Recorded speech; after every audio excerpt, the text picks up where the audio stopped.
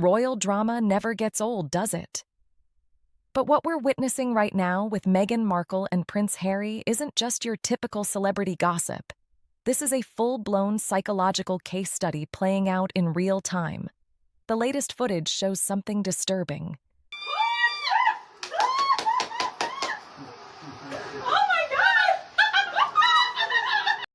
Harry looks absolutely miserable while Meghan performs for the camera with that signature laugh that critics are calling completely fake. But here's the twist that nobody's talking about. Harry spent years complaining about paparazzi invading his privacy, blaming photographers for his trauma, even writing an entire book about it. I mean, Orla, that is what you call performative happiness, isn't it? And Harry can't even hide his misery about having to deal with that woman and her weird... Yet, his own wife has become the biggest paparazzi in his life.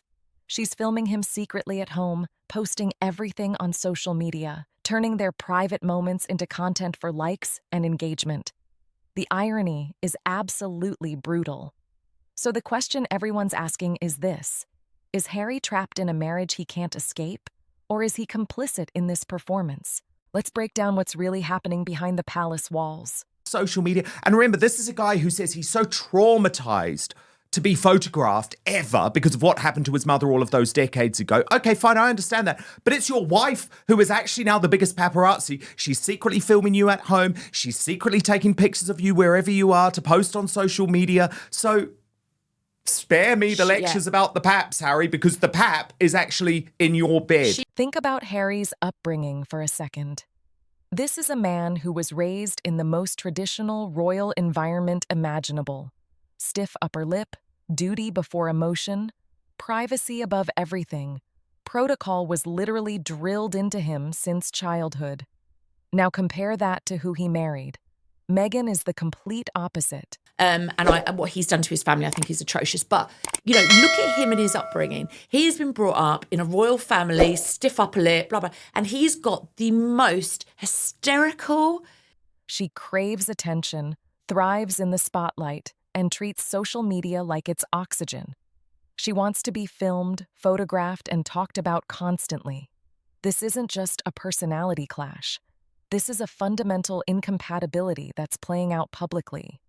And the financial pressure, that's real.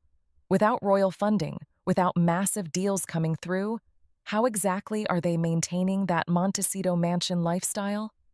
Critics are saying Meghan would do anything for relevance at this point. The desperation is starting to show. And Harry?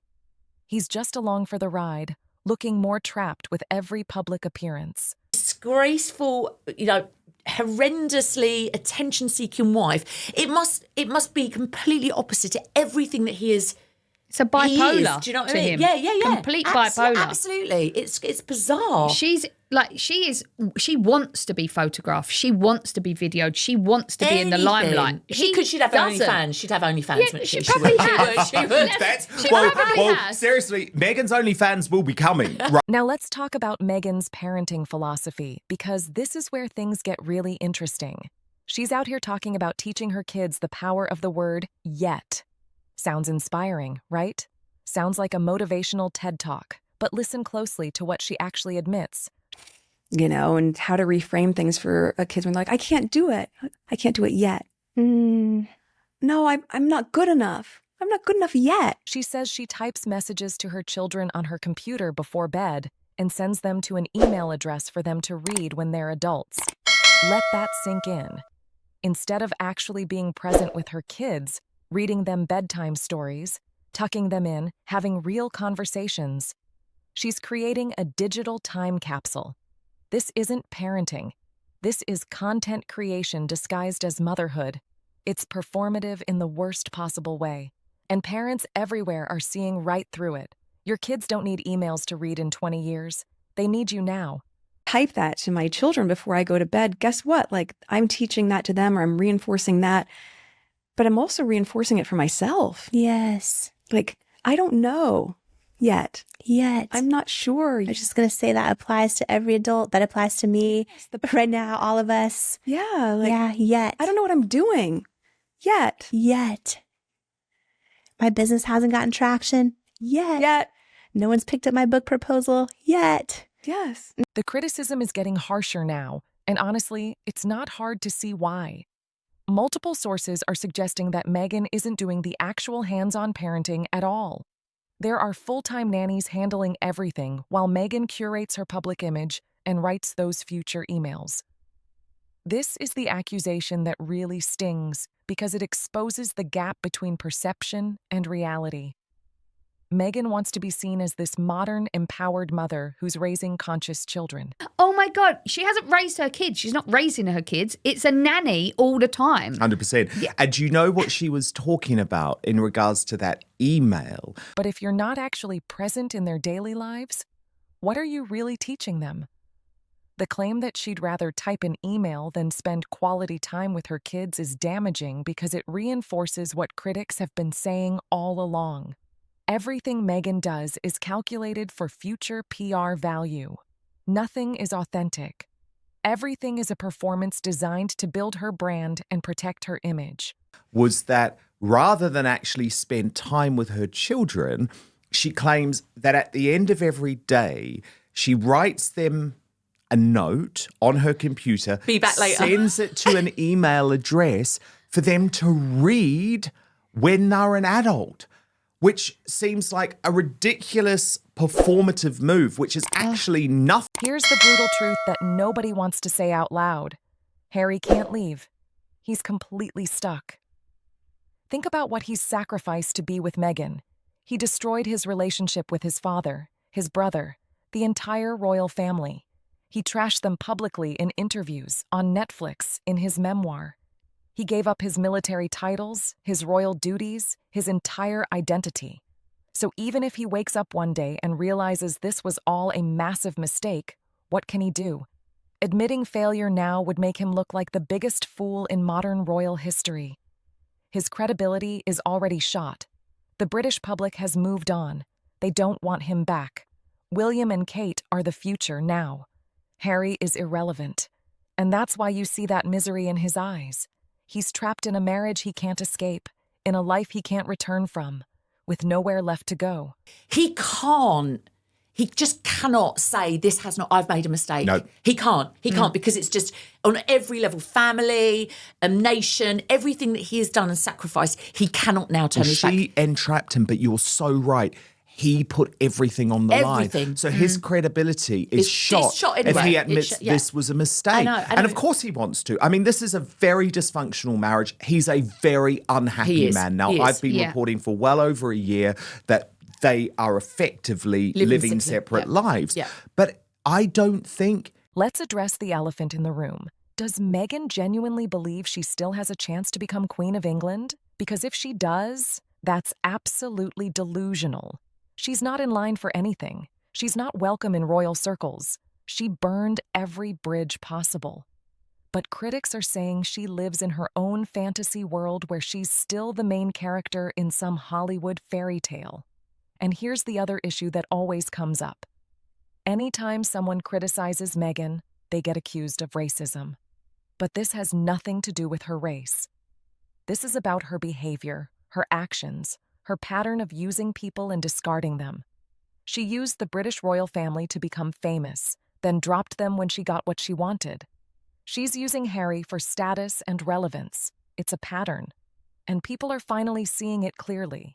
She's just a full-on actress, and Yeah. she's living in her own world. Yeah. It's the Meghan Markle world. You know, I haven't quite made it. I haven't made it to Queen. Yeah.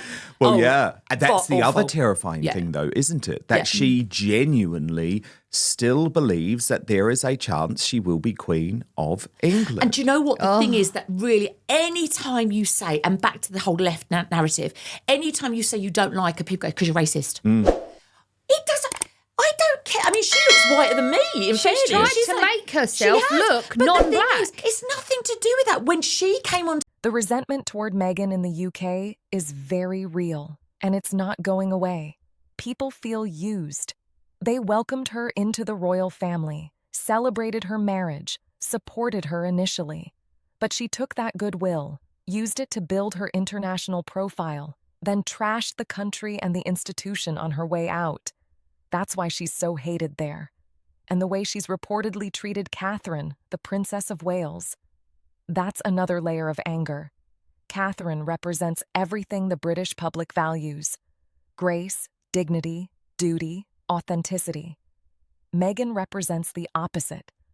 So when stories come out about how Meghan treated Catherine poorly, it just confirms what people already suspected. And now critics are predicting this will not end well for Meghan. Her relevance is fading, her projects are flopping, and the public has turned against her. Drop them to keep her relevant, and no wonder she's so hated. And do you know what? It is not going to end well for her. It is not going to end well. And do you know what? I actually get so angry when I think about her and the way she treated Kate as well. I love Kate. I feel like I know Kate. I love her. Yeah. I You feel like Kate. you know everyone. We don't know her yet. But it was revolting. And I think Now let's go back to Meghan's time before she ever met Harry, because this is where the pattern becomes obvious. Industry insiders from her Suits days are coming forward with stories about how she demanded private jet treatment when she was barely a supporting actress on a cable show. She allegedly thought she was Beyoncé when she wasn't even close to that level. But here's where it gets really messy. There are claims from reliable sources that Meghan came to the UK specifically to meet and marry a wealthy Arab prince. That was her goal. She was hunting for money and status. But instead, she ended up with Harry, the ginger one, as they put it. This paints a very different picture than the fairy tale romance we were sold. This was calculated social climbing from the beginning. And even now, with millions in the bank, it's apparently not enough. The ambition never stops. flight available because between She's European entitled. countries because they were filming in Eastern Europe and from London to Europe there's no such thing as first class. Most flights don't even have a business class option. And he was like, are you kidding? Like, you think our small production has the ability to fly you on a private jet? Like, you're nuts. But that's how she thinks thinks. she's Beyonce. Yeah, She does. thought she was Beyonce then. Yeah. And then she is a social climber, and she wanted to marry. She was after, who was the footballer she was after first? Ashley Cole. Well, so Ashley Cole. So she comes to Cheryl the UK. Seconds. She said to her friends, "This is what happened in the beginning," and I've got this from a very reliable source. She said to a friend, "I want to come to the UK because I want to meet an Arab prince." Right? And said she got a ginger one. She got a ginger one. That's what she was lining herself up to have. Because she wanted the money. She wanted the money. She's a media whore. Yeah, that's it. She's That's a money all whore. she She wants. is. Yeah. And even now. Now we're shifting to a completely different story that's equally explosive. Thomas Skinner, a successful British businessman, gave an emotional public apology for having an affair. He admitted to making a terrible mistake, cheating on his wife in what he called a brief moment of madness. His apology was raw, genuine, and full of remorse. He takes full responsibility. Now here's why this matters in the context of cancel culture and public perception. Thomas Skinner was seen as a potential political threat. People believed he could actually challenge and beat London's mayor, Sadiq Khan. So what happened? His affair was exposed publicly, and many believe it was a coordinated political hit job designed to destroy his reputation before he could ever run for office. Whether you believe that conspiracy or not, the timing is suspicious. And his response? Completely honest and accountable. 3.5 years ago, a long time ago now, but I made the biggest mistake of my life. I got asked to do like a free bit of treatment of attractive women, I suppose. Seemed a nice person. There was a single mum. I just trying to help promote their business. Made the biggest mistake of my life, and I had a fling, I suppose. Like, it was nothing more than that. It was the one time. It was a mistake. I woke up feeling absolutely terrible about it. My wife, since I met her, I changed my life around, and I let her down in that brief moment of madness where I weren't thinking, where I didn't appreciate what I had. I'm sorry. I'm sorry. I'm so sorry. The defense of Thomas Skinner is interesting because it reveals something important about authenticity and redemption. People who know him personally describe him as genuine, generous, and transparent. He's not a polished politician. He's a real person who made a real mistake and owned it immediately. Compare that to the endless politicians and celebrities who lie, cover up scandals, and never take accountability. Skinner did the opposite. He admitted fault, apologized to his wife publicly, and faced the consequences. The argument being made here is that the establishment destroys people like Skinner because they're scared of them. If you're likable, relatable, and connect with ordinary people, you become a threat to the elite power structure. So they dig up dirt, destroy your reputation, and eliminate you before you can challenge them. It's a cynical view, but there's truth to it. Authenticity is dangerous to those in power. They destroyed him. Do you know what? And it sort of worked. It did. I was saying to Sarah on the way, I met him and his wife and the kids on holiday this summer. The nicest man you could ever meet. Genuine, generous. People flock to him because he is just so transparent and to destroy. And it's always those people they destroy because they are scared. They're terrified that Joe Blogs public like them.